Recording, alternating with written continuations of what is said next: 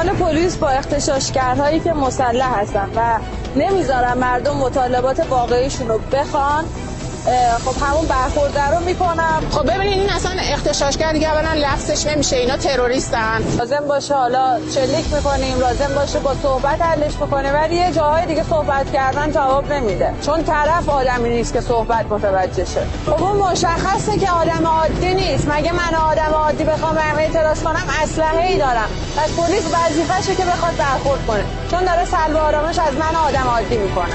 مردم ایران مطالبه گر هستن، اغتشاشگر نیستن. خب بالاخره اعتراض با اغتشاش خیلی تفاوت داره. اگر تذکرم جواب نداد واقعا مجبورم که با اسلحه بزنمش. ما ایرانیم، هر کی با اسلحه با اون صحبت کرده زدیم کردیم.